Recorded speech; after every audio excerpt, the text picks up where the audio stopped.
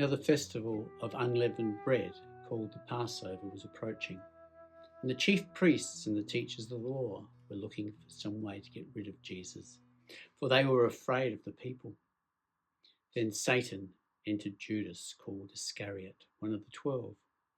And Judas went to the chief priests and the officers of the temple guard and discussed with them how he might betray Jesus.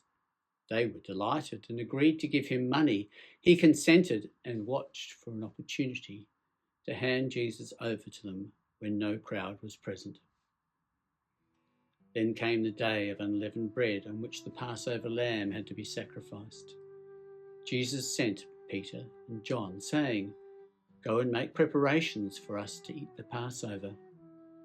"Where do you want us to prepare it?" they asked. He replied, "As you enter the city, a man carrying a jar of water will meet you. Follow him to the house that he enters, and say to the owner of the house, 'The teacher asks, where is the guest room where I may eat the Passover with my disciples?' He will show you a large room upstairs, all furnished. Make preparations there." They left and found things just as Jesus had told them. So they prepared the Passover. When the hour came, Jesus and his apostles reclined at the table, and he said to them, "I have eagerly desired to eat this Passover with you before I suffer. For I tell you, I will not eat it again until it finds fulfillment in the kingdom of God." After taking the cup, he gave thanks and said, "Take this and divide it among you. For I tell you that I will not drink again from the fruit of the vine until the kingdom of God comes." And he took the bread, gave thanks and broke it, and gave it to them, saying, "This is my body given for you. Do this in remembrance of me." In the same way, after the supper, he took the cup, saying, "This cup is the new covenant in my blood, which is poured out for you. But the hand of him who is going to betray me is with mine on the table. The Son of Man will go as it has been decreed, but woe to that man who betrays him." They began to question among themselves which of them it might be who would do this. A dispute also arose among them as to which of them was considered to be the greatest. And Jesus said to them, "The kings of the Gentiles lord it over them, and those who exercise authority over them call themselves benefactors. But you are not to be like that. Instead, the greatest among you should be like the youngest, and the one who rules like the one who serves. For who is greater, the one who is at the table or the one who serves? Is it not the one who is at the table? But I am among you as one who serves. You are those who have stood by me in my trials, and I confer on you a kingdom, just as my Father conferred one on me, so that you may eat and drink at my table in my kingdom, and sit on thrones judging the 12 tribes of Israel."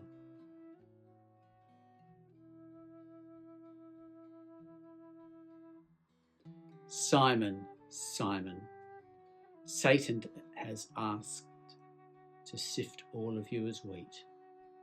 But I have prayed for you, Simon, that your faith may not fail. And when you have turned back, strengthen your brothers." But he replied, "Lord, I am ready to go with you to prison and to death." Jesus answered, "I tell you, Peter, before the cock crows today, you will deny 3 times that you know me." Then Jesus asked them, "When I sent you without purse, bag, or sandals, did you lack anything?" "Nothing," they answered. He said to them, "But now if you have a purse, take it, and also a bag. And if you don't have a sword, sell your cloak and buy one. It is written, 'And he was numbered with the transgressors.' And I tell you that this must be fulfilled in me. Yes, what is written about me is reaching its fulfillment." The disciples said, "See, Lord, here are 2 swords." "That's enough," he replied. Jesus went out as usual to the Mount of Olives, and his disciples followed him. On reaching the place, he said to them, "Pray that you will not fall into temptation." He withdrew about a stone's throw beyond them and knelt down and prayed, "Father, if you are willing, take this cup from me, yet not my will but yours be done." An angel from heaven appeared to him and strengthened him. And being in anguish, he prayed more earnestly, and his sweat was like drops of blood falling to the ground. When he rose from prayer and went back to the disciples, he found them asleep, exhausted from sorrow. "Why are you sleeping?" he asked them. "Get up and pray that you will not fall into temptation." While he was still speaking, a crowd came up, and the man who was called Judas, one of the 12, was leading them. He approached Jesus to kiss him, but Jesus asked him, "Judas, are you betraying the Son of Man with a kiss?" Then Jesus' followers saw what was going to happen. They said, "Lord, shall we strike with our swords?" And one of them struck the servant of the high priest, cutting off his right ear. But Jesus answered, "No more of this." And he touched the man's ear and healed him. Then Jesus said to the chief priests, the officers of the temple guard, and the elders who had come for him, "Am I leading a rebellion that you have come with swords and clubs? Every day I was with you in the temple courts, and you did not lay a hand on me. But this is your hour when darkness reigns." Then seizing him, they led him away and took him into the house of the high priest. Peter followed at a distance. When some of them had kindled a fire in the middle of the courtyard and had sat down together, Peter sat down with them. A servant girl saw him seated there in the firelight. She looked closely at him and said, "This man was with him." But he denied it. "Woman, I don't know him," he said. A little later, someone else saw him and said, "You also are one of them." "Man, I am not," Peter replied. About an hour later, another asserted, "Certainly this fellow was with him, for he's a Galilean." And Peter replied, "Man, I don't know what you're talking about." Just as he was speaking, the cock crowed. The Lord turned and looked straight at Peter. Then Peter remembered the word of the Lord had spoken to him. "Before the cock crows today, you will disown me 3 times." And he went outside and wept bitterly. Oh, sacred head now wounded, with grief and shame weighed down, now scornfully surrounded,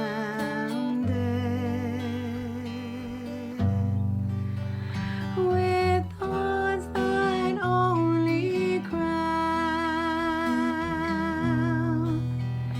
How pale thou art with anguish, with sore abuse and scorn. How does the visage languish, which once was bright as morn.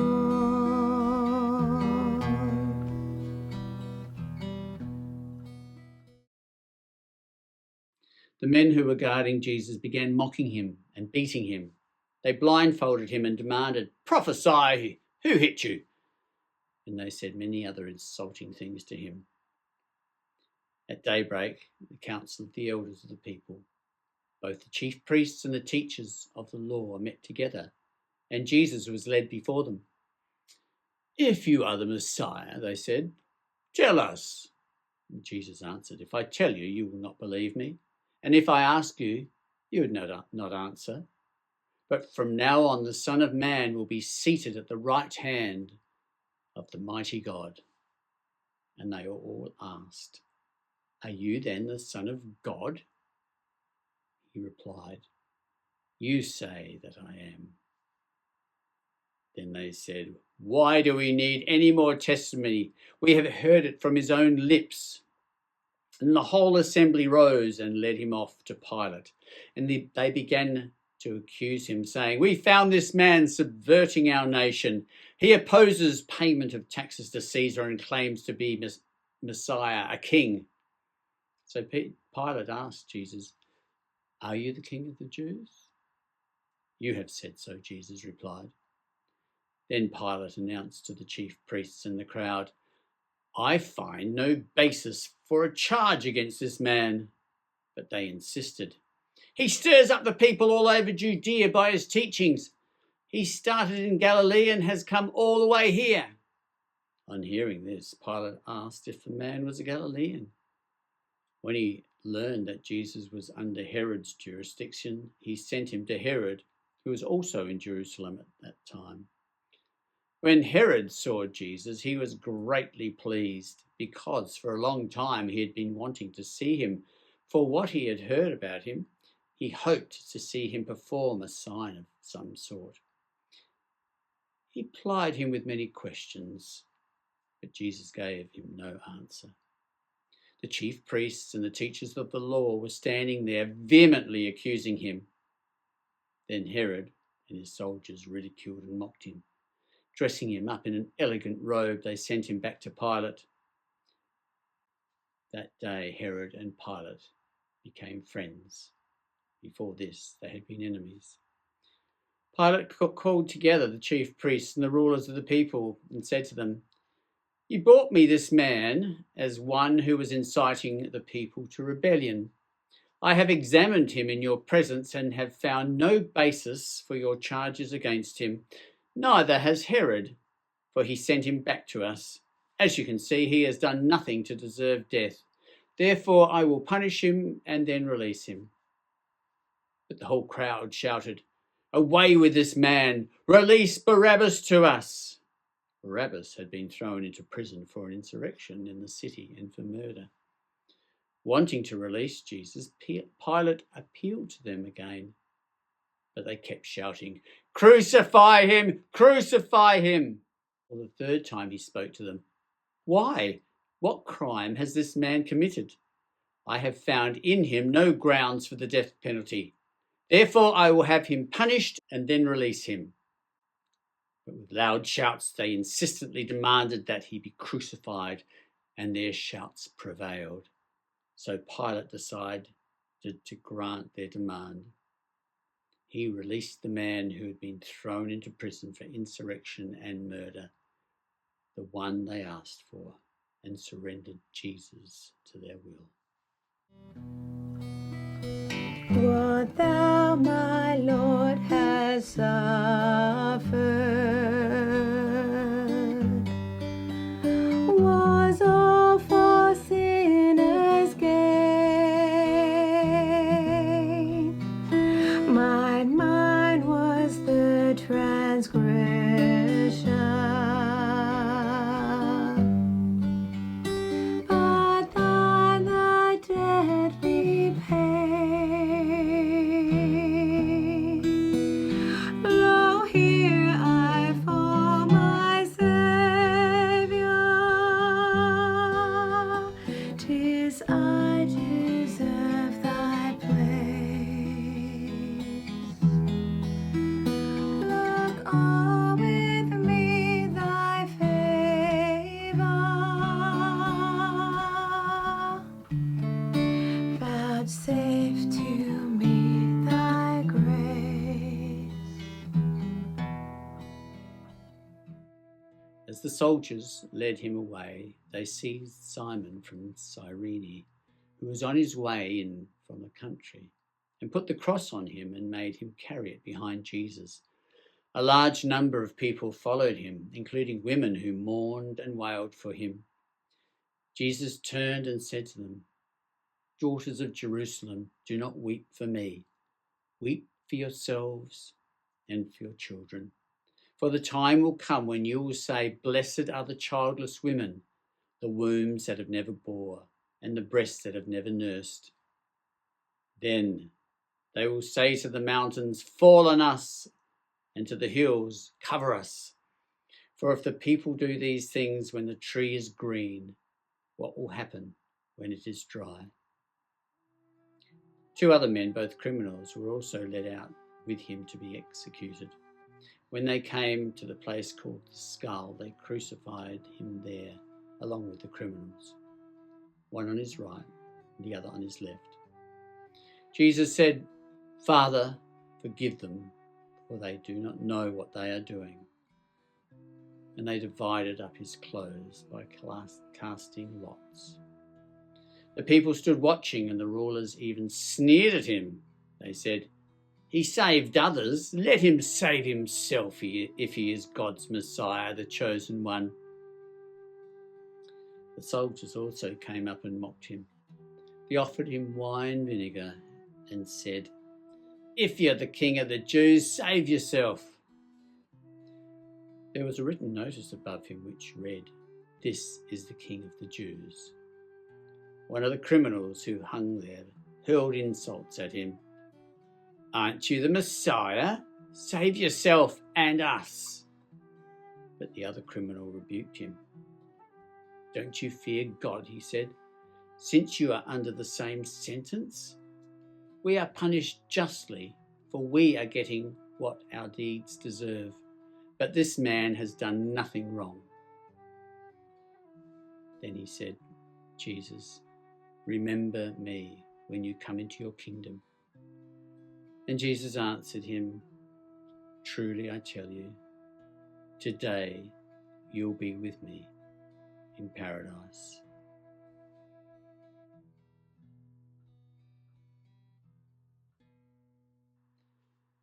It was now about noon, and darkness came over the whole land until 3 p.m, for the sun stopped shining, and the curtain in the temple was torn in two. Jesus called out with a loud voice, "Father, into your hands I commit my spirit." When he had said this, he breathed his last. The centurion, seeing what had happened, praised God and said, "Surely this was a righteous man." When all the people who had gathered to witness this sight saw what took place, they beat their breasts and went away. But all those who knew him, including the women who had followed him from Galilee, stood at a distance watching these things.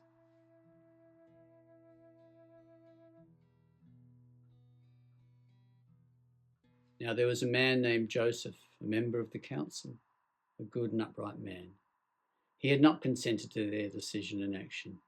He came from the Judean town of Arimathea, and he himself was waiting for the kingdom of God. Going to Pilate, he asked for Jesus' body. Then he took it down, wrapped it in linen cloth, and placed it in a tomb cut into the rock, one in which no one had yet been laid. It was preparation day, and the Sabbath was about to begin. The women who had come with Jesus from Galilee followed Joseph and saw the tomb and how the body was laid in it. Then they went home and prepared spices and perfumes, but they rested on the Sabbath in obedience to the command.